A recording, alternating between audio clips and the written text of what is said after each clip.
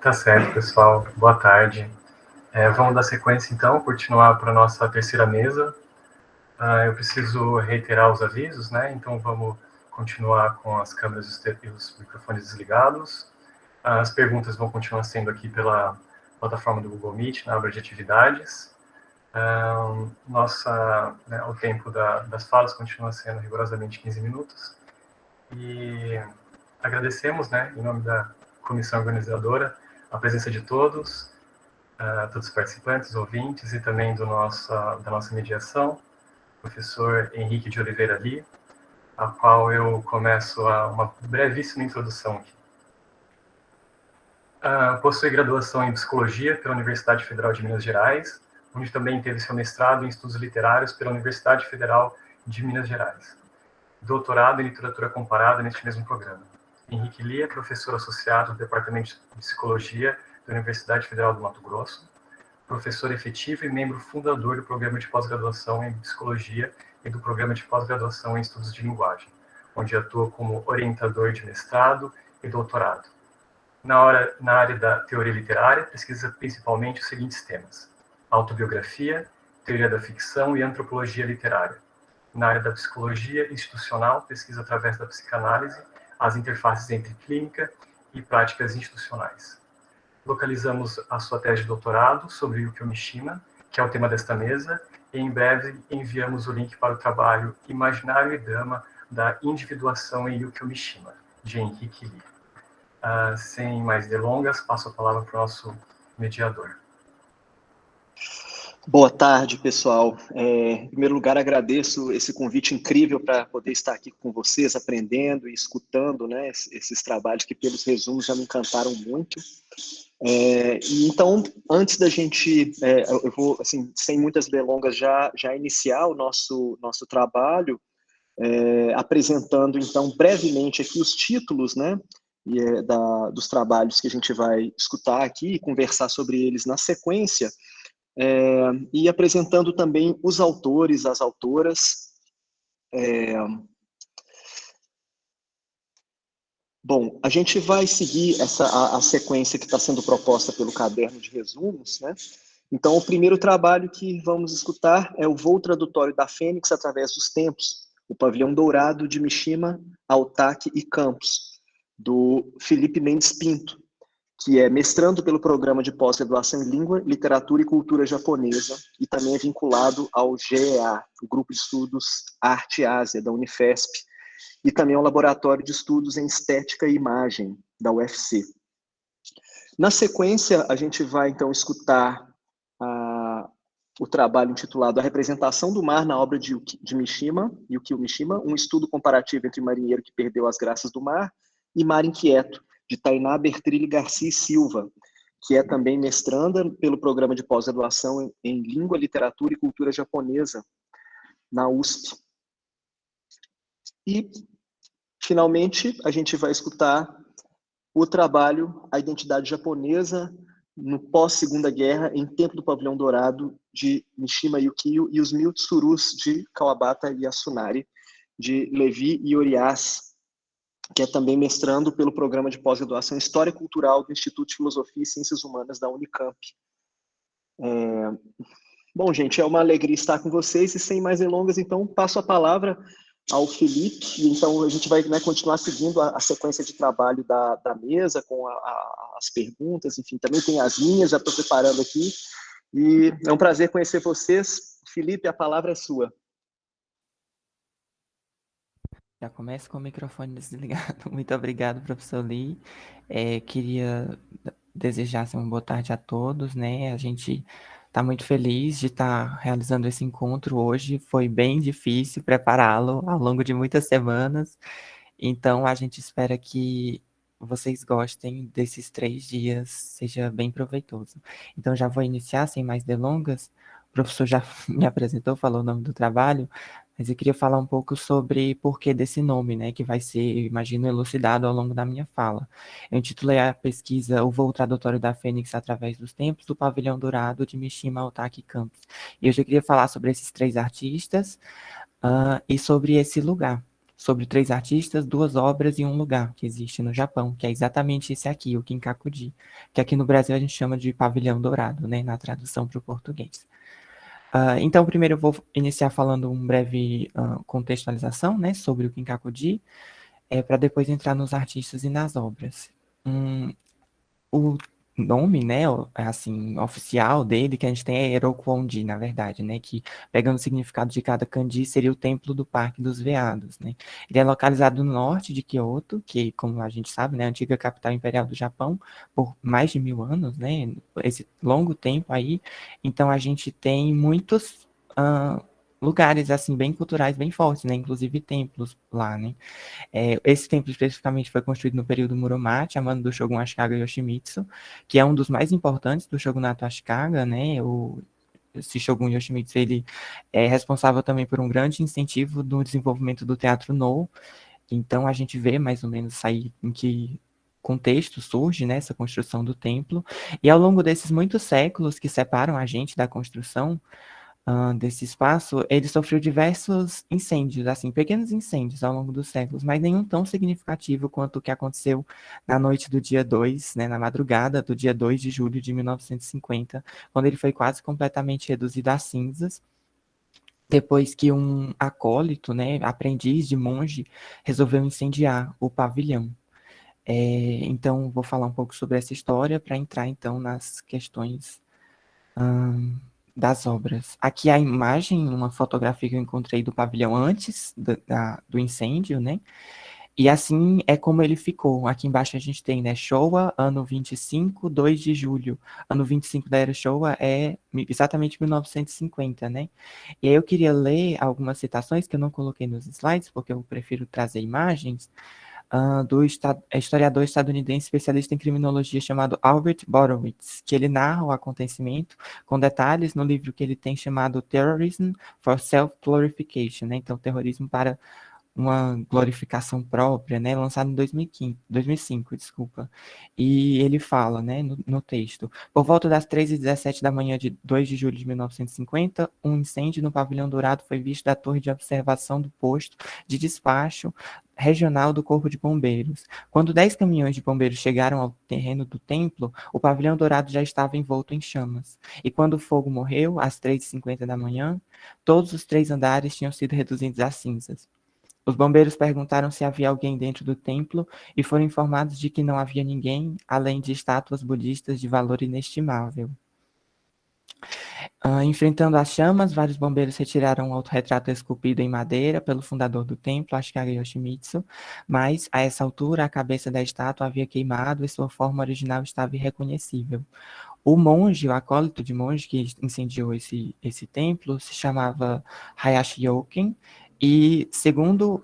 Então, o que aconteceu? Ele queria queimar o pavilhão e se matar no fogo, mas na hora ele ficou com medo e ele fugiu para umas montanhas próximas ao pavilhão e se esfaqueou no peito, mas não atingiu o coração e ele acabou sobrevivendo. Ele foi preso, interrogado, enfim, feitos exames nele e um psiquiatra o avaliou, né, e atribuiu o diagnóstico de transtorno de personalidade esquizoide, que é um tipo de psicopatia que limita o desejo do indivíduo de criar ou manter relações com outras pessoas, entre outros sintomas. Então, para o Donald King, que é um grande tradutor, historiador da literatura japonesa, o crime do Yoken seria, para esse jovem, uma forma de protesto contra a comercialização do budismo, uma vez que o templo, em sua beleza e elegância requintada, era um celebrado ponto turístico em Kyoto, servindo mais a um propósito capitalista de atração de dinheiro do que ao que deveria ser originalmente, segundo o Yoken, né, voltado à prática dos ensinamentos budistas. Isso é o que a gente tem, né, segundo o Donald King, mas outros historiadores da literatura e, enfim, historiadores do Japão pensam outras coisas, mas eu trouxe aqui o que ele fala. Esse fato, né, que aconteceu em 1950 em Kyoto, foi inspiração... antes eu queria só mostrar como ele é hoje, né? Hoje ele é assim, bem chique, bem ostentação, né, de ouro.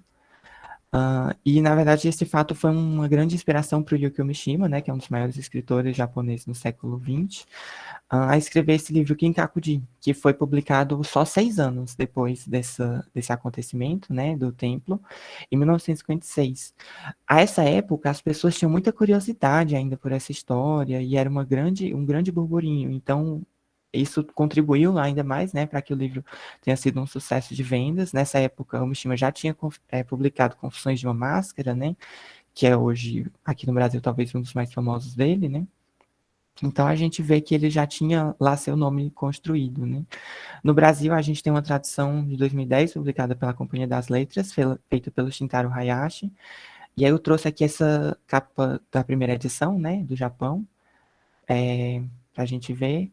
Bom, mas então na história, em parte ficcionalizada, ele narra a história do Mizoguchi, que é como se fosse o Hayashi Yoken, né, da vida real, desde a infância, quando ele foi com o pai no Kinkakuji, e aí ele tinha toda uma ideia sobre como seria o templo, enfim, vai mudando ao longo da vida as opiniões dele sobre o pavilhão, né? E aí até o livro inicia assim, spoiler, o livro foi lançado em 56, então, né? Spoiler acaba com ele queimando o pavilhão e fugindo para as montanhas. Esse livro é muito interessante, quem nunca leu, fica muitíssimo forte a recomendação de leitura. Mas não foi só o Mishima que se inspirou por essa história. E aí é sobre isso, na verdade, o trabalho que eu queria propor aqui, que também os artistas Tomiotaki e Haroldo de Campos se inspiraram tanto na história, como imagino também pelo livro do Mishima, né? Porque a gente sabe que as coisas elas vão se sobrepondo e quando você produz uma obra artística, anos depois você pode contar com esse rol de produções dos anos anteriores, né? Então, o Mishima também provavelmente estava aí no imaginário do Haroldo, da Tomi, e eu queria falar rapidamente um pouco sobre os dois. A Tomi Otaki, né, nasce em Kyoto, exatamente na mesma cidade onde fica localizado o Kinkakuji. Em 1913, ela emigra para o Brasil em 36, quando ela tinha 23 anos de idade. Ela começa a produção artística dela só por volta dos 40 anos de idade, porque ela se casa, tem filhos, enfim, vai cuidar das crianças, e só então ela se dedica à pintura, escultura, e ela vive até os 101 anos de idade, depois de produzir uma obra muitíssimo vasta. O Haroldo, já ele nasce em São Paulo mesmo, em 39, né? E desde jovem ele desenvolve um forte interesse pela Ásia, em especial pelo ideograma. Então, a gente tem a Tomi nascendo no Japão e vindo para o Brasil, e o Haroldo no Brasil, mas indo para o Japão na década de 90, ele faz uma viagem e produz, a partir disso, vários poemas. Em 93, ele publica um livro na Espanha. Em 98, junto da Tomi Otaki, eles fazem essa obra aqui, que na verdade é o meu objeto de estudo na dissertação, que é orientado pela professora Michiko Okano no nosso programa. São 12 gravuras em metal, e o Haroldo escreve os poemas por cima de imagens abstratas feitas pela Tomi Otaki.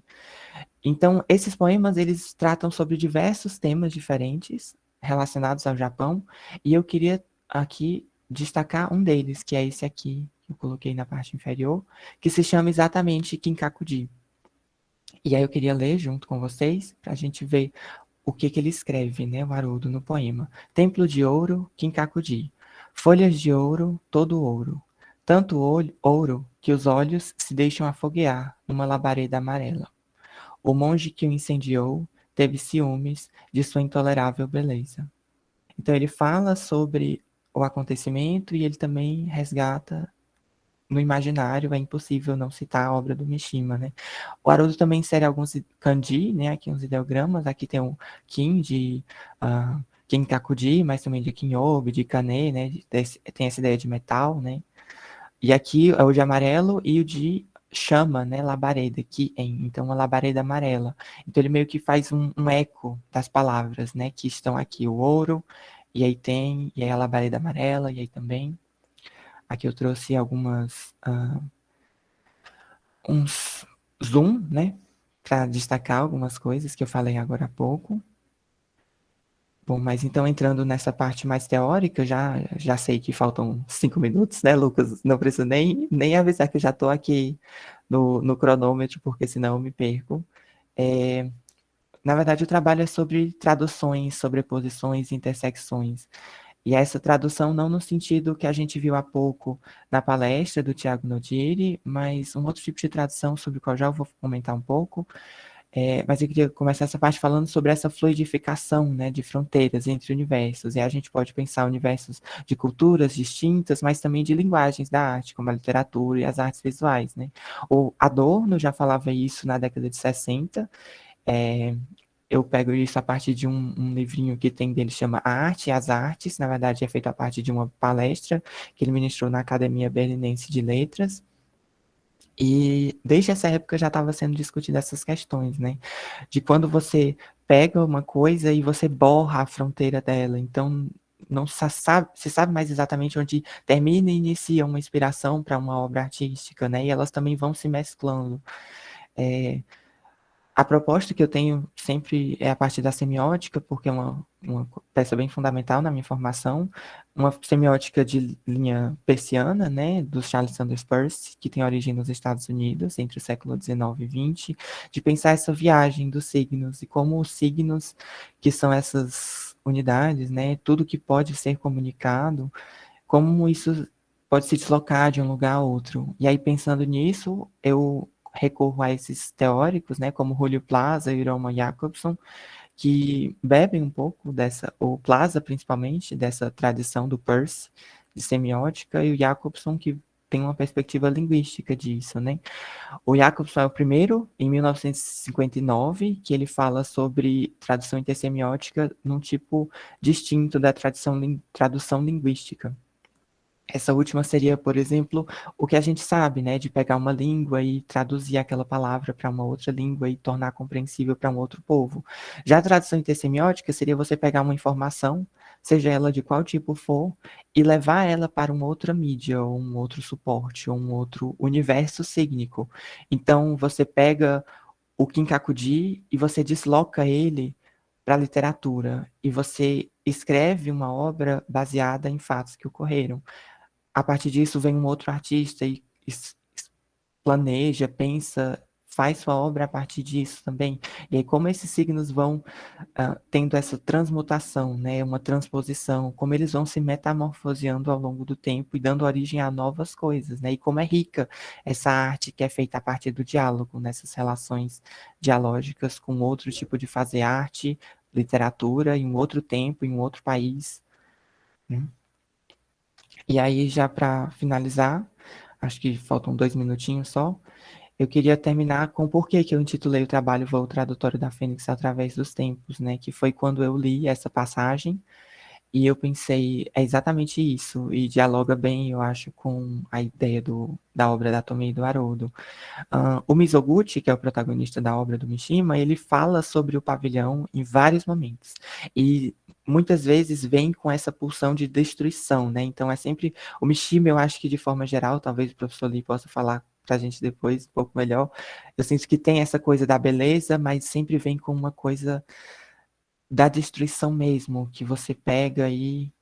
Enfim, né? E aí, aqui a gente tem no topo do pavilhão uma fênix de ouro. Aqui dá para ver talvez melhor, né, nessa outra imagem. E ele fala sobre ela, quando ele está descrevendo o pavilhão, ele diz: pensei também na fênix, submetida por longos anos ao vento e à chuva no topo do telhado. Esse divino pássaro dourado que não batia asas nem cantava, até se esquecera com certeza de que era um pássaro. Mas seria engano pensar que ele não voava. Enquanto outros pássaros voam pelo espaço, essa fênix dourada abre suas asas reluzentes e voa, através do tempo, pela eternidade. As horas deslizam por suas asas, deslizam por elas e passam correndo. Então, acho que é isso que eu queria expor hoje, para dialogar um pouco com vocês. Essa obra me tocou bastante quando eu li. O Mishima, ele tem uma escrita muito poética, né? Bem... Ele sabia que ele era tudo isso, né? Assim, então, você vai lendo e você vai ficando, nossa, mas ele vai falar da Fênix no topo do pavilhão e tem essa carga de poesia, carga estética, né? Dentro da escrita dele. Isso é na tradução, né? A gente vai ver no original, já são outras coisas. Bom, mas enfim, aqui estão as minhas referências. Caso alguém queira contatar, depois eu coloquei o meu e-mail aqui no início. Aí. E também o arroba do grupo GEA, que é o grupo do qual eu participo sob a orientação da professora Michiko Cano. Muito obrigado. Muito obrigado, Felipe, pela sua apresentação. Vamos passar, então, sem mais delongas, para a representação do mar na obra de Mishima Yukio, um estudo comparativo entre o marinheiro que perdeu as graças do mar e Mar Inquieto, da Tainá Garcia. Tainá, seja bem-vindo, você tem a palavra. Obrigado, professor. É só um minuto que eu estou abrindo aqui meu slide. Isso. Tá todo mundo vendo como apresentação? Sim. Ok. Bom, vamos começar. Primeiramente, boa tarde a todos. Eu sou a Tainá, eu sou mestranda do Programa de Pós-Graduação em Língua, Literatura e Cultura Japonesa da USP. Caso alguém tenha prestado atenção no slide que foi apresentado no começo do dia, anteriormente a minha tese era uma tese sobre tradução, porém eu mudei ela, sob orientação da minha orientadora, a professora Rika Hashimoto, eu decidi mudar o tema da minha tese, e esse é o tema atual da minha tese, que é a representação do mar na obra do Mishima Yukio. É um estudo comparativo entre a obra O Marinheiro que Perdeu as Graças do Mar e O Mar Inquieto. Por essa mudança ter sido relativamente repentina, ela aconteceu entre um ano mais ou menos para cá, e o fato de que eu sou muito ansiosa com relação a tempo de apresentação, eu não vou apresentar. Vamos passar aqui. O estudo dessa obra, quando eu me propus a fazer ela, são 3 estudos diferentes. Primeiro, uma análise de como o mar é visto nas 2 obras separadamente, e depois uma análise comparando as 3. Por ter sido uma coisa que ainda é relativamente recente na minha pesquisa, eu ainda não cheguei na parte de realmente comparar as 2 obras entre elas. Porém, hoje eu vou apresentar para vocês o excerto, um recorte do que eu tenho atualmente na minha pesquisa, que é a análise das 2 obras separadamente. Bom, aqui a gente tem uma pequena introdução ao meu tema, que como já o título é bem autoexplicativo, que é realmente comparar como o mar é visto na obra do Mishima Yukio, utilizando-se de 2 obras que são muito contrastantes entre elas, tanto no quesito de enredo, no quesito de personagem, a própria análise, e também em como o mar aparece nelas. Eu não fiz uma introdução sobre a vida e a obra do Mishima, porque eu acho que, primeiro, ele não necessita de explicação, e segundo, porque eu já esperava que os meus colegas fossem fazer isso, então eu achava que eu não ia necessitar de uma terceira apresentação da vida e obra do autor. Porém, aqui eu já introduzo um fato de que o Mishima ele sempre foi muito apaixonado pelo mar. Essas 2 obras não são as únicas vezes em que ele se usa durante toda a sua extensa bibliografia de figuras de linguagem com relação ao mar ou algum tipo de subtexto marítimo. E também essas 2 também não são as únicas obras em que o mar é colocado como subtexto. Essas foram apenas as 2 que eu escolhi, justamente por elas serem muito contrastantes, e pelo fato de que eu já tinha estudado durante o meu TGI o trabalho de graduação individual, eu já tinha trabalhado com O Marinheiro que Perdeu as Graças do Mar, então já era uma obra que eu tinha uma certa familiaridade com a análise dela. Bom, então a gente vai começar aqui com as análises individuais de cada um, que é o que eu me proponho a fazer hoje. A gente vai começar com o Gogo no Eiko, que é o título japonês de O Marinheiro que Perdeu as Graças do Mar. Ele foi publicado originalmente em 1963. A única edição que nós temos em português no momento, ela é uma edição da década de 70, feita em tradução indireta, e ela já está esgotada há muito tempo. Porém, há boatos de que estão fazendo uma nova tradução e uma nova edição para ela, eu não sei dizer qual é a editora. Esse livro relata um relacionamento triangular, não necessariamente um triângulo amoroso, entre Ryuji, que ele é um marinheiro, ele tem um estrito peculiar código de ética e moral, que daqui a pouco eu vou falar um pouco sobre, uma viúva chamada Fusako, que ela é uma rica comerciante de Yokohama, e o filho dessa, que é o Noboru. O Noboru, ele se apresenta para a sociedade como um garoto exemplar, com boas notas na escola, um exemplo de filho, porém, secretamente, ele faz parte de uma sociedade secreta de outros delinquentes juvenis. O relacionamento amoroso entre Ryuji e a Fusako, ele se dá justamente por causa do Noboru, porque ele é um menino que ele tem muita curiosidade sobre o mar, ele é muito apaixonado pelo mar, e ele decide pedir para a mãe dele levar ele para visitar um navio mercante, e é lá onde ela conhece Ryuji, e eles começam um relacionamento amoroso. Ryuji, ele tem o que é chamado, ele decidiu ir para o mar porque ele tinha aversão à terra, não necessariamente porque ele tinha o amor ao mar. E um dos motivos de por que ele tem essa vida é o que ele chama na tradução em português, ele chama de a grande causa. A grande causa é justamente esse código de ética que ele tem, em que basicamente ele tenta, tudo que ele tem como mote na vida dele é baseado nessa grande causa, e só que ele mesmo, por ser uma pessoa, apesar dele ser essa pessoa com uma grande carga melancólica, com uma grande carga emocional presa dentro dele, por ele ser uma pessoa que não tem muita instrução, ele não consegue expressar isso para as pessoas. Então, mesmo dentro da obra, mesmo você lendo e relendo, você pensa, ok, eu não consigo captar o que é essa grande causa. Eu apenas consigo captar que esse é um personagem extremamente melancólico, que ele anseia tanto pela vida, como ao mesmo tempo que ele anseia pela morte, ao mesmo tempo que ele anseia pelo mar. Ele não anseia pelo mar porque ele só foi para o mar porque ele odeia a terra. E aqui eu tenho uma citação do livro, que é: não havia sido capaz de explicar suas ideias de glória ou morte, ou anseio e tendência melancólica que sentia no peito, ou as outras paixões sombrias que o sufocavam no embalo do mar. Ao tentar falar dessas coisas, fracassou. Isso é ele tentando se expressar para a Fusako de por que ele não consegue largar o mar e por que ele, ao mesmo tempo, não consegue se entregar 100% ao amor dela. Bom, aqui a gente tem uma situação que eu já tinha falado, que ele se tornou um marinheiro porque ele detestava o mar, e foi no mar que ele começou a pensar secretamente sobre o amor, mais do que qualquer outra coisa. Você sabe, um amor digno de se morrer por ele, ou um amor que nos consome. Quando o Ryuji ele é confrontado por esse dilema de escolher entre o mar e a terra, ele decide optar pelo mar.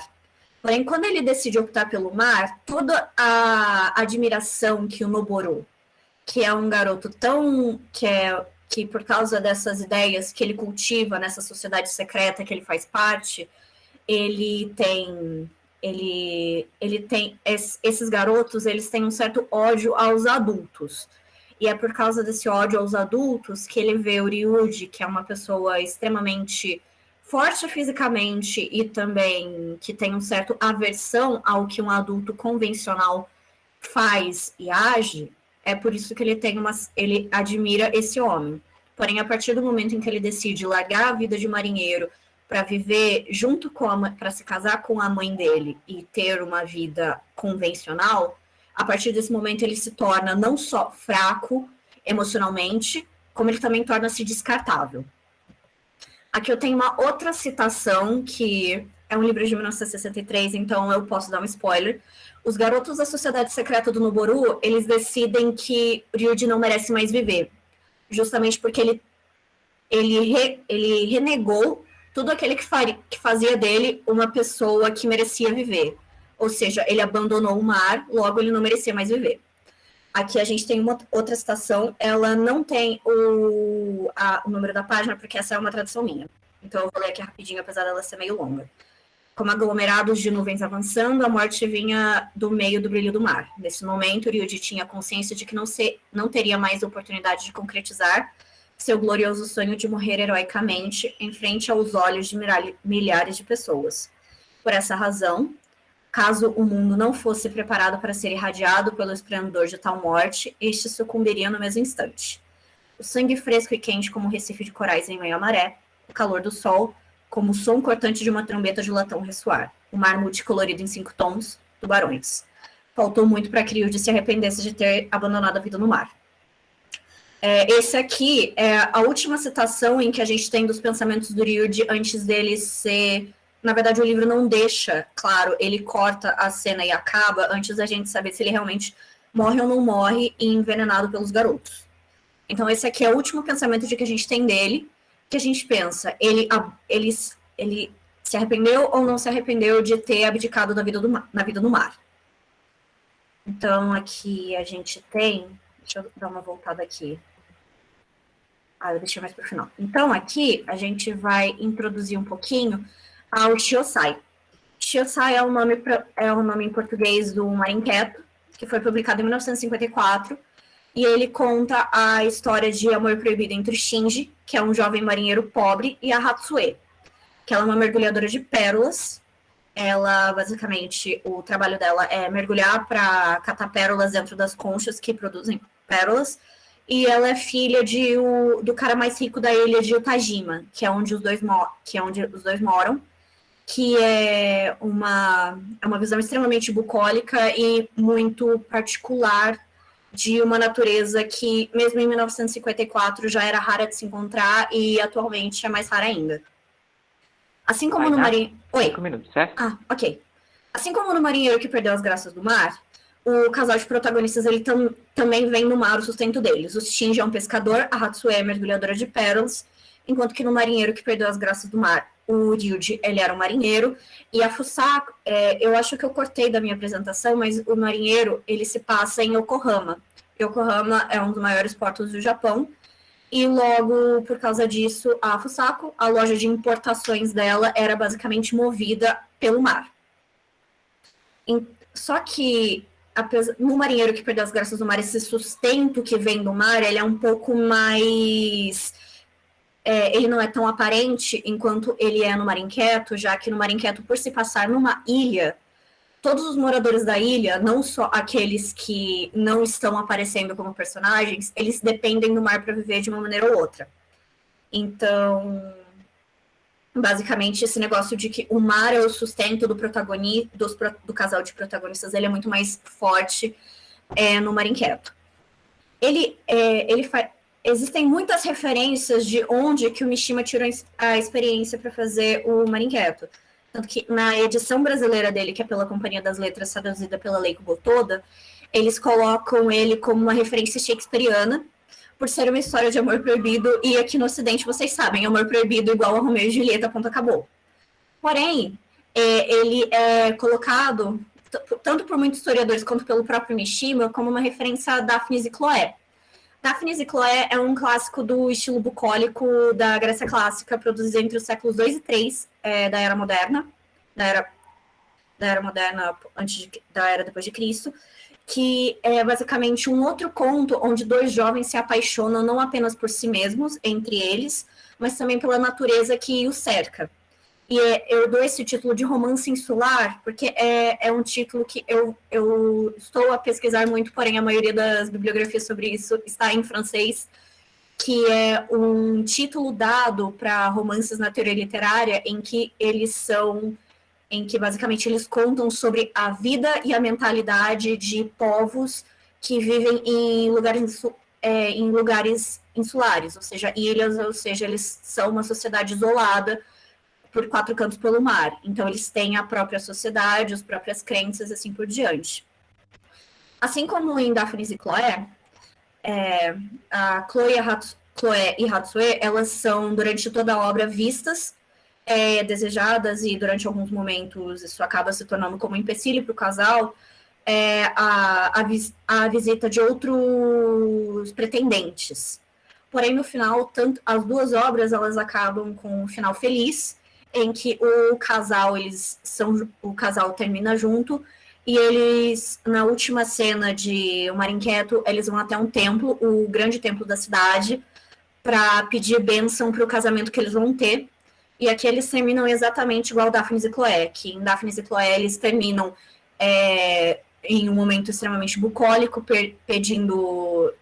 sendo abençoados pelos deuses da natureza que vivem na mesma ilha que eles, enquanto que em Mar Inquieto, Hatsue e Shinji, eles vão até o templo para pedir a bênção para a natureza que o cerca.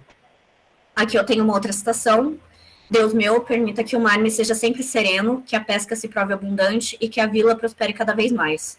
Sou novo ainda, mas deixe-me ser um pescador eficiente em tudo. Faça-me entender o mar, os peixes, o barco, o tempo e todas as coisas. Proteja minha mãe, tão carinhosa, e também meu irmão. Quando a estação de mergulhos começar, proteja minha mãe de todos os perigos do fundo do mar. E pedido que vou fazer agora talvez seja impróprio, mas deixe que eu me case um dia com uma moça bonita e boa. Igualzinha, por exemplo, a filha que o Vero Teruichi Miyata, que é o pai de Hatsue, chamou de volta. Então, basicamente, aqui são as minhas referências, mas basicamente aqui termina com... Aqui, durante a página 25, que é logo no primeiro ou segundo capítulo do livro, o Shinji está pedindo para os deuses que eles o deem tudo aquilo que ele quer. E ele, pela bênção da natureza, ele acaba recebendo. Porque no final do dia, o Mar Inquieto, ele não é apenas uma referência a um clássico grego, que o Mishima era um grande fã de literatura clássica grega, ou uma outra analogia que o Mishima faz sobre o seu amor para o mar. No final o Mar Inquieto, ele é uma homenagem que o Mishima fez a estilos de vida japoneses que estão morrendo por causa do avanço da tecnologia, como é o caso de pequenos navios de pesca, vilas isoladas em locais insulares e o próprio mergulho de pérolas. Bom, meu tempo está acabando, então eu vou terminar aqui. Eu meio que não tenho uma conclusão exata, já que são duas análises extremamente diferentes. Eu espero, em algum momento próximo, em algum outro evento, congresso, etc., aparecer com a minha tese terminada, com as duas análises terminadas e a comparação feita. Aqui são minhas referências, e é isso. Muito obrigada. Muito obrigado pela sua apresentação, Tainá. Vamos passar a palavra, então, para o Levi Orias, para a gente escutar, então, o trabalho dele, a identidade japonesa no pós-Segunda Guerra. Desculpa, alguém me confirma se eu já parei de apresentar? Obrigada. Desculpa.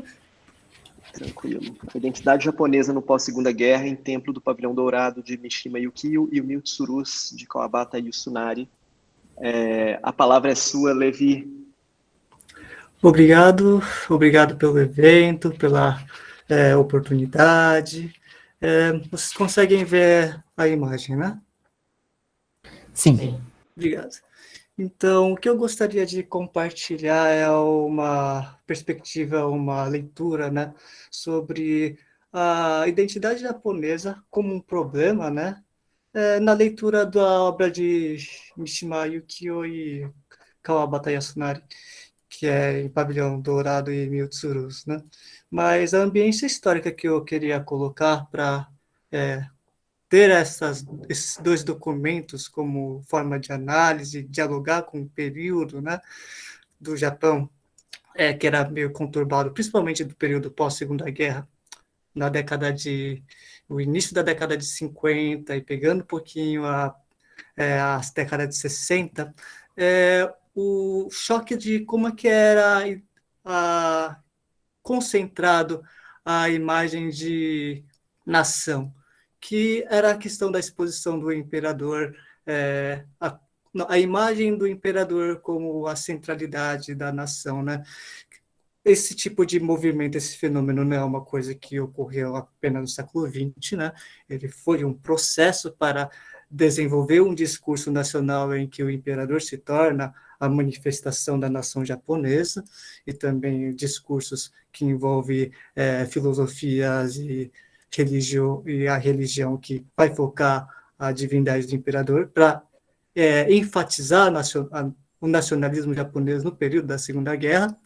Mas quando a gente vê nós vemos que ocorre a derrota japonesa, e a pergunta fica: o que acontece com esse discurso nacional, né?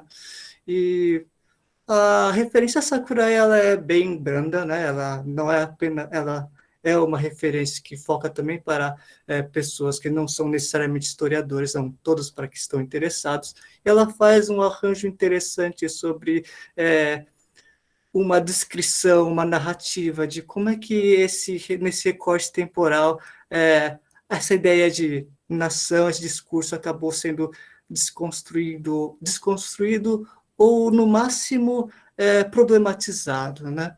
Então, quando coloca o período 14 de agosto de 1945, em que existe a pronúncia, então, desse chefe de Estado, em que ele é colocado como um ser humano e pronunciado diretamente para o povo japonês, o que ocorre é um problema de o que é definitivamente um imperador. O que o imperador significa, né? Então, um tipo de choque. E ela não é apenas no quesito político, mas também cultural. Então, a Sakurai, ela defende, né? Ela descreve dessa maneira que há um ferimento no orgulho nacional, né? Da cultura japonesa, da nação e tudo mais. E que a gente consegue, e ela também repercute não apenas no Japão, mas também até nas colônias japonesas pequenas, né, imigrantes. Por exemplo, o Moraes vai destacar o fenômeno do Shindoremen, né, que vai ter um tipo de outra reação. Por exemplo, os laços que unem a voz, nossos súditos, não são o resultado da mitologia ou de lendas. Não se baseiam jamais no falso conceito de que o imperador é Deus ou qualquer outra divindade viva. Então, é como se ocorresse um tipo de choque, um tipo de abalo, em que todo o discurso que remetia à história japonesa ou que entendia o que era o imperador acaba entrando em questão, né? E o que acontece então com a nação japonesa? O que a gente pode pensar sobre o Japão? Então, essas são as perguntas que emergem nesse contexto e eu gostaria de compartilhar essa análise que eu tenho feito faz algum tempo, alguns anos atrás, mas só que eu gostaria de compartilhar essa leitura, né? Então, essas problemáticas vão surgindo, eles surgem por causa desse tipo de problema que afeta mais a cultura, a identidade, do que realmente a política, porque aí parece que o Estado começa a segregar. Como assim o Estado começa a segregar do povo? Porque mais tarde ela coloca que quando ocorre a derrota japonesa, via o general norte-americano, você consegue ver uma pequena ocupação norte-americana e também via um tratado político, que é o tratado de... Deixa eu esperar um pouquinho. Declaração de Potsdam de 45, em que parte da administração estatal do Japão acaba sendo cedido para o governo norte-americano. Então, em questões políticas internacionais, a gente vê uma relação entre Estado para o Estado, mas para o povo japonês enxergar isso, gera uma estranheza, gera uma crítica, gera um choque, né? E daí fica a pergunta, então o que podemos definir o que seria o Japão, então, né? Acho que a tradução mais correta, o problema mais correta não é Japão, mas o que é Nihon, Nihonjin, né? Nipponjin. Esse vira o problema. Porque o próprio termo Japão é complicado porque ele foi latinizado. A gente usa o termo Japão porque foi introduzido por um viajante veneziano que via várias outras traduções, acabou sendo usado esse nome Japão para referenciar essa sociedade, essa comunidade que vive perto da Coreia, China, né? Então, é um imaginário. Então, a pergunta fica, então, o que é esse Nihon? Como a gente pode definir ela, né? E como é que eu introduzo o Templo do Pavilhão Dourado nesse tipo de contexto? O Mishima, eu peguei ele como referência porque ele tem uma ideia de Nihon, ele apresenta ela, principalmente uma ideia do que é o imperador para ele, porque quando ele vê esse governo contemporâneo no período dele, o que ele enxerga? Ele enxerga um governo que está se aliando, trabalhando junto com um Estado que antes era inimigo, né? E durante o período da década de 50, 60, em que mostra o erguimento, a busca da recuperação econômica japonesa, no sentido governamental, o que o Mishima encontra? Ele acaba entendendo que ocorre um tipo de os processos de modernização, focando mais a questão da indústria, né? A questão da venda dos produtos, a questão do termo capitalismo é muito forte, mas a gente pode dizer nesse sentido, a questão da movimentação do mercado. A cultura japonesa ele enxerga como se fosse adulterado, né? Então, daí que ele entende a cultura, a sociedade japonesa se tornou corrompido, né, pela cultura ocidental. Então, enxerga o Ocidente como um grande inimigo, né? Mas ele tirou isso do nada? Não, porque ele também teve inspirações de militâncias políticas que ocorreu em 1936, durante o período da Segunda Guerra, um golpe militar, uma tentativa de golpe que acabou dando errado, que se chama Niniroku, que é em 26 de fevereiro, né? E essa facção chama Kodoha, que era um grupo que enfatizava o imperador como se fosse um conceito, uma ideia transcendental que não se fica preso às estruturas do Estado. Então, ele pega essa ideia e tenta promover, então, a busca de criar um novo Japão, uma ideia patriótica que retomar a ideia de Nihon que ele tinha, que era o período pré-industrial, antes do momento quando o Japão tinha aberto os portos em 1854, quando veio a vinda dos norte-americanos e dos ingleses. Então, ele tenta fazer a tentativa de recuperar isso, né? Então, como é que eu consigo enxergar isso no Templo do Pavilhão Dourado, né? Ele vai tentar trabalhar o Templo do Pavilhão Dourado de uma determinada maneira seguinte. Ele vai pegar algumas influências do pensamento budista sobre os conceitos que envolvem ideias de impermanência, coisas que são totalmente transitórias, né? Então, para isso, o que é necessário? Já que ela é transitória, ela não pode estar fixada no... Oi? Levei 5 minutos, certo? Opa, só terminando. Um tipo que está fechado, não precisa estar focado numa estrutura, ou seja, materialismo excessivo. Ela vai focar numa questão um pouquinho mais que transcende ela. Ela é paradoxal no sentido que ela transcende, só que ao mesmo tempo ela não fica exatamente na matéria, né? E daí ele tenta definir isso como o imperador é um único ser humano que possui uma imagem dupla, né? E ele vai focar essa ideia de imperador que é Tenno como algo que é totalmente além do material. Então, quando ele pensa nesse aspecto, é algo que foge da questão do governo. Ele tenta focar uma ideia de identidade que não está focado numa cultura estruturada com uma ideia governamental, cheio de burocracias. Ele tenta evocar uma ideia de espírito. Ele vai focar de uma maneira um pouquinho mais transcendente, né? Esse é o que eu gostaria de compartilhar na tentativa de falar sobre o Mishima, tá? Mas já que eu tenho menos de 5 minutos, eu vou ter que correr para depois eu discutir sobre uma outra perspectiva, porque a abordagem do Mishima, apesar de falar que ele envolve essa busca de fugir do material e ir para a questão espiritual, ele vai focar muito na questão de ato, né?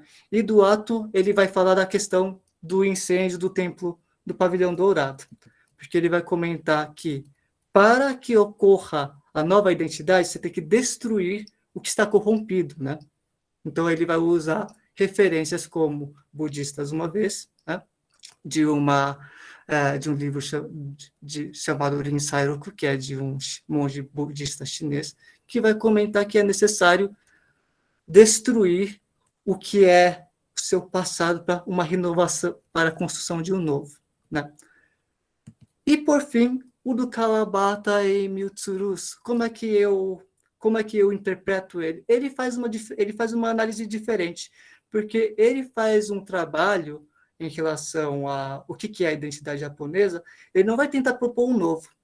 Ele vai dizer já que a cultura japonesa ela tem entrado em decadência aos poucos, porque na narrativa da cerimônia do chá vai encontrar vários elementos da cultura e costumes da cultura japonesa que elas acabam se tornando vulgares. Isso é no Cha-no-yu, por exemplo.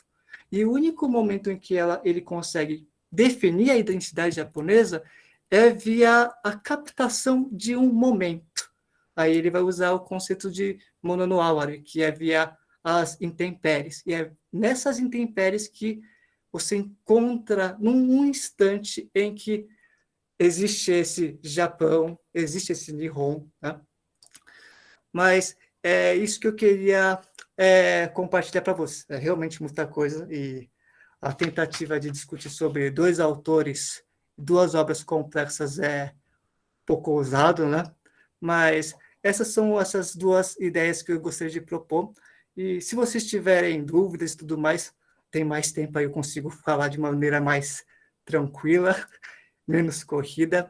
Mas essa é a ideia que eu queria trazer dessas duas possíveis interpretações sobre esses dois autores, né? Sobre pensar o que é Nihon, o que é ser Nihonjin, Nipponjin, naquele período, né, num período que existe, onde todas as certezas estavam sendo colocadas em xeque. Né? Muito obrigado.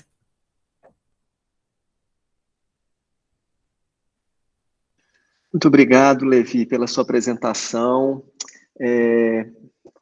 Josieldo, está tudo certo aqui? A gente pode prosseguir com a... Bom, Sim, tá tudo certo. E eu comentar que quem quiser, desculpa a interrupção, professor, Tá.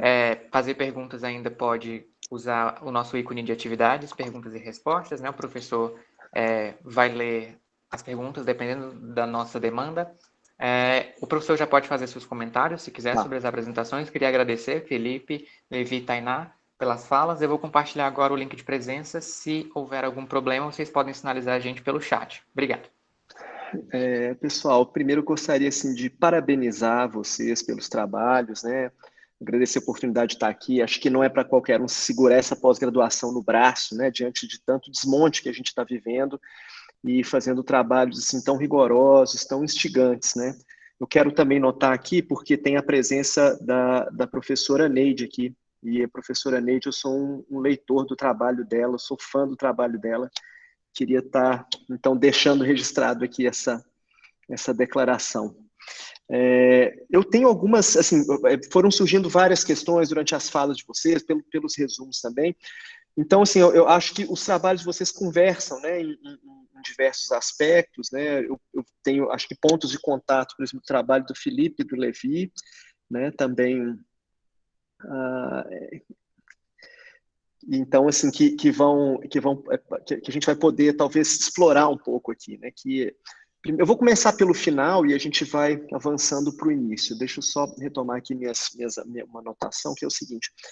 Eu achei muito interessante, né, como outros trabalhos também dentro da literatura comparada, né, essa direção que o Levi toma, que é examinar, né, o imaginário nacional a partir da literatura, pensar a identidade nacional não só por documentos estrito sensu, né, e utilizar obras literárias para que a gente possa compreender também um pouco dessa plasticidade imaginária, né? Quer dizer, o texto literário ele não é uma espécie de documento fiel, né? No sentido assim de que ele vai ser um espelho de uma realidade referencial, mas às vezes ele paradoxalmente pode se aproximar mais, inclusive, dessas questões afetivas, né? Identitárias, de como uma identidade nacional se constrói. Né? Então, acho que esse ponto é bastante interessante do seu trabalho, Levi. E, assim, eu não sei se eu estou nesse lugar também, eu sei que vocês estão lendo muita coisa, mas para os três trabalhos me ocorreu o seguinte, eu acho que um autor assim, que eu acho que pode ser mão na roda para vocês, tanto para Felipe, para Tainá, quanto para Levi, é o Kojin Karatani, né? Não sei se vocês tiveram contato com a obra dele, mas o Kojin Karatani faz uma discussão específica, né, de um tema que acho que vai te interessar no livro dele chamado Nação Estética, Nation and Aesthetics. É um livro, ele tem um capítulo específico que se chama, que fala a nação e a linguística, no qual ele vai examinar um pouco algumas consequências linguísticas, transformações linguísticas mesmo, devido a essa modificação do status do imperador. Eu acho que é um capítulo que pode interessar. E, enfim, eu queria te ouvir mais sobre isso. Eu acho que a obra do Mishima também é um campo, assim, imenso, né, para esse tipo de investigação, né? Porque você tem ali, por exemplo, no Mar da Fertilidade também, né, já conversando um pouco com a Tainá também, o Mar da Fertilidade, sobretudo o segundo volume, é um livro que se debruça sobre esse tema, né, dessa construção a partir da juventude, dessa juventude que está chegando e que tem esses ideais, né, de uma pureza do imperador, de uma pureza da tradição japonesa que está sendo corrompida pela entrada, né, de elementos da cultura ocidental. Mas no livro há um desenvolvimento assim muito particular e muito peculiar, né? Nesse sentido de como se constrói aí essas noções identitárias. Tem um apelo muito grande à cultura, ao shintoísmo, né, e ao budismo também, mas mais ao shintoísmo, inclusive aí em alguns momentos o Mishima já localizando o budismo já como uma espécie de ameaça externa, né? Assim, tem é interessante essas tensões, né? E sobretudo, né, pensar que Yukio Mishima também tem uma formação em direito, né? Então, assim, ele vai examinar também, em vários momentos do Mar da Fertilidade, essa questão do ponto de vista do direito, mas eu achei já muito instigante a forma como você já conseguiu essas aproximações, né, com o templo do Pavilhão Dourado. Eu queria te ouvir mais a respeito disso, porque, para mim, na sua apresentação, ficou algo assim como se ele estivesse metaforizando, né, a ideia da identidade japonesa a partir da queima do pavilhão. Se é essa a tese que você está perseguindo, queria te escutar mais sobre isso. Para a Tainá também curti muito o seu trabalho, também te indico um capítulo do Karatani, né, que é um livro dele. Esse acho que serviria para o Felipe também, esse mesmo capítulo, né, que é um livro dele chamado As Origens da Literatura Moderna no Japão, né? Tá publicado em inglês. Em japonês eu acho que ele aparece assim vários, assim, são obras separadas que esse livro organizou e reuniu, né? E nesse livro ele tem um capítulo específico que se chama A Descoberta da Paisagem. Ele não discute o Mishima especificamente nesse capítulo. Ele vai se voltar assim para outros autores ali, como Kunikida Doppo, enfim, outros autores dessa geração também, mas eu acho que pela abordagem, pela forma como você foi estabelecendo, né, assim, essa ponte comparativa do mar, né, como essa figura para estabelecer as análises, acho que pode ser uma bibliografia útil, né? E aí também, óbvio, né, você está cercando aí, né, o seu objeto, mas em Mishima isso é vastíssimo, né? São vários os contos, né, que vão fazer referência ao mar, e o próprio Mar da Fertilidade também, que tem momentos assim que são realmente incríveis, né? O último volume, né, tem essa pegada que o protagonista ele mora ele trabalha, né? O trabalho dele é ficar observando os navios chegando no mar e anotando os registros, né? Então tem alguma coisa ali também bastante interessante, acho que nessa obra, né, em vários aspectos para se pensar. Mas olhando para esse ponto, né, que você escolheu realizar a comparação, achei assim, muitíssimo interessante, assim, porque tem o caráter assim de você escolhe uma história que é uma história de um amor que tem um final feliz, né? E que, como você falou, eu achei que também essa hipótese bastante interessante, pensar que essa obra ela realiza assim, uma espécie de elogio, né, dessa forma de vida que está se perdendo no Japão. Mas aí também eu queria te ouvir um pouco sobre as diferenças, né, assim, para a gente entrar um pouco nisso, porque o marinheiro que perdeu as graças do mar, ele vai situar nesse polo aí, né, o mar como uma espécie de universo que seduz esse sujeito que não consegue suportar essa condição de vida social, né? E aí tem vários paralelos interessantes, porque quando você pega a ideia do romance insular, é justamente isso, né? Um excesso de socialização pelo isolamento ali, né? Então, gostaria de te ouvir um pouco mais sobre essa perspectiva do contraste, assim, do mar aparecendo como objetos que acarretam consequências, né, e formas de sentido assim, muito distintas. E para o Felipe, eu gostaria também de deixar uma questão, né? Eu achei assim fantástico né, essa possibilidade desses voos tradutórios, né? Assim, e queria saber, Felipe, se nesses poemas você percebe assim algum tipo de condição de exploração. Pavilhão Dourado, as imagens vocês travaram, por acaso deu algum problema? Deu para me escutar? O professor, bem na hora que o senhor falou o que queria saber de mim, aí falhou. Desculpa, eu vou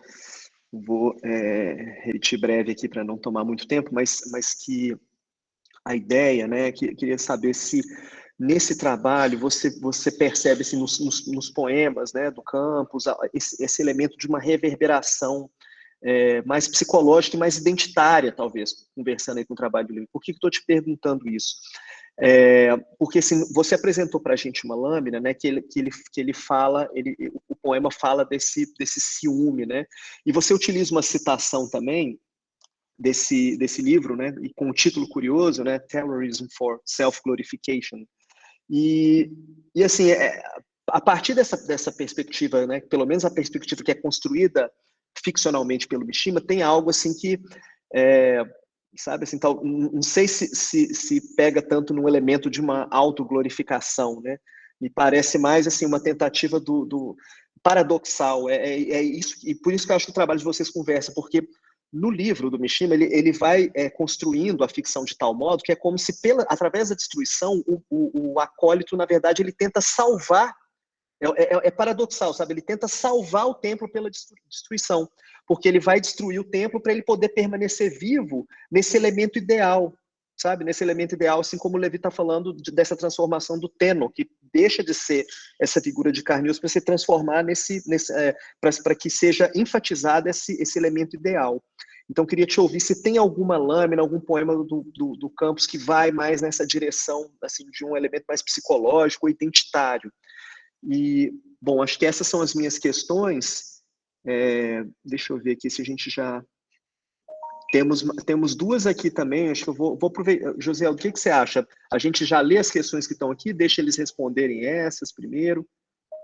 Acho que dá tempo eles responderem as suas perguntas primeiro. Eu queria só lembrar que o nosso evento, essa mesa iria até às 18h50, mas acho que a gente consegue estender até 18h55, para a próxima mesa começar às 19 horas. Valeu, Eldo. Então, vou passar a palavra para os palestrantes e depois eu retorno a duas perguntas interessantíssimas aqui do Fábio.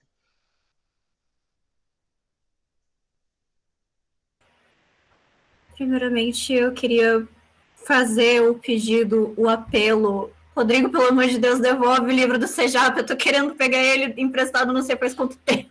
Eu não consigo. Bom, era só isso. Sobre a questão que o professor Lee fez para mim. Opa, pera, eu preciso... Alguém permitiu que alguém entrasse na reunião antes de mim. A questão que o professor Lee falou para mim, vamos ver se eu tinha ela toda programada na minha cabeça, mas agora vamos relembrar. Porque a minha tese ainda está ela está realmente engatinhando muito, ela ainda está muito no começo. Tem muita coisa que eu ainda quero trazer e analisar ainda mais para frente, mas no momento atual era isso que eu tinha para apresentar mesmo, mas sim, ainda tem bastante coisa que eu quero trazer, inclusive que era uma pergunta que o Fábio fez para mim, que era justamente, sim, eu pretendo... O meu grande problema eu queria ter trazido, inclusive, para esse evento, mais da questão do romance insular, que pelo contexto do que representa o romance insular, ele também caberia em alguns elementos para falar sobre o marinheiro que perdeu as graças do mar por ele se passar em uma cidade portuária. Então, alguns elementos do que os teóricos falam, esses são os pontos que são romance insular, ele entra nessa categoria. Porém, a maioria da bibliografia sobre romance insular, ela ainda está toda em francês, e eu não sei falar francês. Então, no momento está sendo um problema para mim achar angariar essa bibliografia. Tanto que foi por isso que eu não acabei trazendo tanto essa questão para minha apresentação atualmente, mas sim, respondendo o Fábio e respondendo o Sensei Lee, é uma questão que eu tento trazer muito para minha apresentação, e inclusive eu queria muito, foi um dos temas que eu queria quando a minha orientadora ela chegou para mim e falou, você vai ter que trocar o tema da sua tese. Uma das coisas que eu cogitei trabalhar é justamente como que o pavilhão dourado e o marinheiro que perdeu as graças do mar, eles seduzem o protagonista de uma maneira relativamente similar, porque, infelizmente, agora com a tradução nova do Shintaro Hayashi, isso voltou um pouco, mas na edição que a gente tinha anteriormente do Templo do Pavilhão Dourado, infelizmente, um dos elementos que eu mais gosto da obra, que é o templo como se fosse falando com o Mizoguchi, não aparecia. Porque eles decidiram tirar isso da tradução em inglês, que foi usado como base para a tradução indireta. Eu achei isso um crime.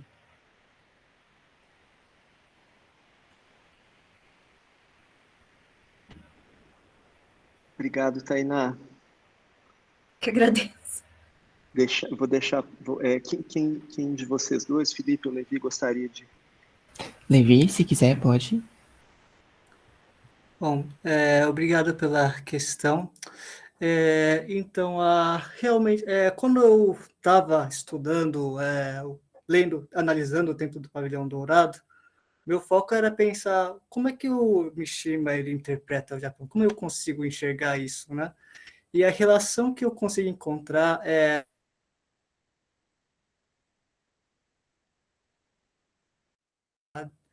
tendo uma relação com o Templo do Pavilhão Dourado, você consegue ver uma narrativa dele interagindo como se fosse uma relação de amor e ódio. Ele amava a beleza do templo, mas odiava ao mesmo tempo.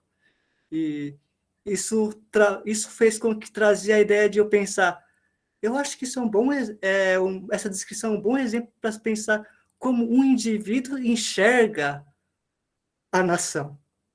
Né? Então, eu consigo pensar a nação e o indivíduo que está dentro dela, né? Ele se odeia e se ama. Então, eu peguei esse tipo de exemplo, essa relação, tentei problematizar. Será que essa leitura pode gerar possibilidade para pensar moldar o que é a identidade japonesa na figura do imperador, nesse caso? É necessário, então, eu amo o imperador, mas eu odeio também ao mesmo tempo, então eu quero destruir ela para ao mesmo tempo preservar ela, né? E por mais que seja paradoxal, no sentido búdico, não, aí vai ser complicado, vou falar qual tipo de linha budista é, isso eu tenho que ler um pouquinho melhor. O paradoxo é uma coisa natural, envolve a questão da mudança. Então, quando existe, pegando a referência que o Felipe comentou, que o templo sofreu vários danos, ele enxerga essa mudança como uma coisa natural. Isso tem que ocorrer, né? E a beleza está nessas mudanças. E a destruição, então, é algo que tem que ocorrer para que essa identidade consiga existir, né? Então, sim, a interpretação que eu faço é uma metáfora, sim, dialogando com possíveis interpretações, principalmente com a poucas influências que ele teve sobre o budismo, né? Com o Shinto também, e com a ideia de como ele enxerga o Estado, né? Então, eu fui dialogando para esses pontos. Então, realmente, mexer com esse paradoxo, por mais que ela seja difícil, o Mishima aponta bem um sentido. Ele fala, não é que destruir o templo é uma coisa, simboliza destruir a cultura. Não é destruir a cultura, eu estou preservando ela. É necessário destruir uma cultura para que a cultura volte de novo. Daí a ideia de fênix, porque ela tem que ressurgir das cinzas, né? Então a beleza é boa por causa... Daí que é a ideia. A identidade japonesa, a nação japonesa é a beleza. Eu quero falar da beleza. A estética entra com tudo. Então, com certeza, ele foca o nacionalismo como uma estética. Tem várias interpretações que não é só política que dá para fazer, né? Só que aí o trabalho não ia dar conta. Mas obrigado. Valeu, Levi. Felipe. Bom, acho que sobrou eu. Muito obrigado, professor, pela pergunta. Eu acho que eu estou há 2 anos já quase estudando essa obra do Haroldo com a Tomi e nunca ninguém tinha me perguntado sobre reverberação identitária. E eu achei muito interessante porque me deixou pensando bastante sobre isso. Assim, primeiro sobre esse livro do terrorismo para glorificação, né? Eu concordo com o que o senhor falou. Eu não acho que o Mizoguchi está querendo se glorificar a partir da queima do pavilhão. Eu acho que a leitura, né, que esse especialista em crimes faz é do crime real, né? E aí não sei se a visão dele lá de estadunidense que coloca uma lente, né, super já ele vai querendo encontrar isso. E o livro dele são vários eventos diferentes que aconteceram assim pelo mundo. Então não sei se ele, esse aqui talvez dialogue bem com o que eu já estou propondo. Mas eu acho que no livro é uma outra coisa, assim. Mas especificamente sobre reverberação identitária na obra Yugen, os poemas foram escritos depois que o Haroldo foi para o Japão pela primeira vez, depois de muitos anos, estudando o Japão. Então, eles tratam sobre o Kinkakuji, o Ginkakuji, trata sobre Basho, trata sobre Genji Monogatari, No, Teatro No, tem 2 que tem inspiração em uma peça de No e na outra na forma como o ator de No desloca o corpo no palco. E aí por isso também estou acabando estudando um pouco de No também. Mas eu acho que tudo isso tem uma reverberação identitária do Haroldo produzindo a obra porque ele estava buscando isso ativamente. Era uma coisa que ele foi atrás. Mas sobre o pavilhão, sobre a obra do Mishima mesmo, é só esse que tem esse diálogo e é uma coisa mais assim, olha, né? Mas não sei se eu respondi bem a pergunta, mas eu acho que me fez pensar em muitas coisas e eu acho que daria uma tese de doutorado só sobre esses diálogos, né? Porque eu acho que é muito profícuo, tem muitas coisas a se pesquisar ainda e eu tô só no comecinho. Mas, tinha uma pergunta, né? Eu acho. Tem aqui, vocês querem já que solte as perguntas para vocês? Falando em mais coisa para pesquisar, tem 2 perguntas do Fábio aqui que são perguntas de arguidor. Eu vou deixar aqui para vocês têm acesso? Acho que eu vou ler para vocês. Ele se dirigiu primeiramente a você, né, Felipe? Então, o texto dele é: parabéns pela apresentação. Fico curioso sobre como a teoria semiótica lida com as diferenças entre tradução e adaptação. Há essa diferença teórica no recorte que você estabeleceu para a apresentação ou para a pesquisa como um todo? É interessante aí a pergunta, né? Que assim, se há essa diferença entre tradução intersemiótica, adaptação, é uma pergunta interessante. Eu vou fazer o seguinte: antes de você responder, já vou ler a da Tainá, porque aí ela vai se preparando também. A Tainá, então, o Fábio dirige a seguinte pergunta: a ideia da insularidade enquanto especificidade da criação identitária no romance será matizada com aquilo que você já pensa sobre o Mar Inquieto? Tendo como base a ideia de que o romance é feito também no momento em que o outro já aparece nessa construção de abertura ao Ocidente. Então, estão aí as questões, acho que pela ordem aí, deixar... não sei, Felipe também acabou de responder, né? Como é que a gente pode... O que vocês acham? Tainá? Eu posso responder, sim. Por favor, Tainá. Eu já tinha respondido em parte que eu quero trabalhar mais com a questão da insularidade, assim que a barreira linguística deixar de se tornar um problema para mim, nem que seja na base do Google Tradutor ou que eu pague alguém para traduzir os artigos que eu quero ler. Mas, basicamente, eu queria trabalhar um pouco mais com a questão da questão identitária, porque se você parar para pensar, o Mishima, ele é uma pessoa que ele trabalha muito com o patriotismo dentro da obra dele, tanto que ele tem até, inclusive, um ensaio, patriotismo, e assim por diante, mas nessa questão justamente, na minha opinião, a respeito do mar inquieto que eu tenho no momento atual da minha pesquisa, é que ele foi justamente um dos aspectos do Mar Inquieto como obra na questão identitária, é justamente fazer essa homenagem a uma tradição japonesa que está se perdendo, e também a própria insularidade do Japão que se perdeu. Tanto que a ilha de Utajima, ela é incrivelmente shintoísta e também tem muita influência budista, a própria questão das mergulhadoras de pérola, o tipo de pescaria que o Shinji e o patrão dele fazem é extremamente japonês, extremamente tradicional. E eu acho que justamente isso, pelo menos no ponto que eu estou atualmente da minha pesquisa, ele está querendo transformar esse microcosmos em uma referência ao macrocosmos, que é a cultura japonesa que está se perdendo por causa da influência do outro. Mas no caso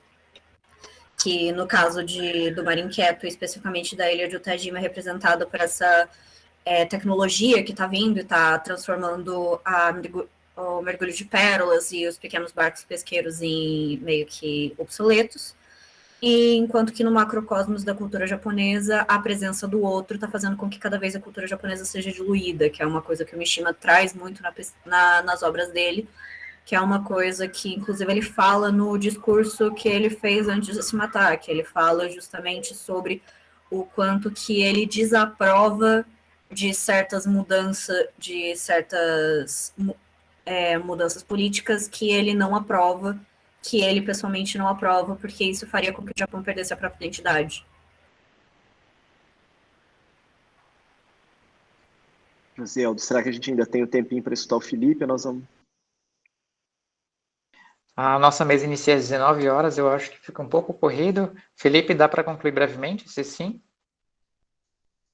Sim, vou falar bem rapidamente, em um minutinho. Muito obrigado, Fábio, né? Fábio, que fez a pergunta. Isso é uma questão muito interessante, nos estudos de tradução é muito discutido, mas entre a tradução intersemiótica, eu acho que a gente pode sim afirmar que a adaptação estaria aí dentro da tradução intersemiótica. Adaptações, a gente chama adaptação, né? Quando pegam um livro e as pessoas fazem um filme. E aí isso é também um tipo de tradução intersemiótica, quando você pega uma história que já existe e transpõe para uma outra mídia, né? O Haroldo de Campos mesmo, ele é responsável, da autoria dele, uma das teorias da tradução, né, que ele chama transcriação, que é mesmo você pegar uma coisa e adaptá-la com a sua própria experiência, traduzir aquilo empregando sobre o processo tradutório, o ato tradutório, a sua própria subjetividade e alterando a obra a partir disso.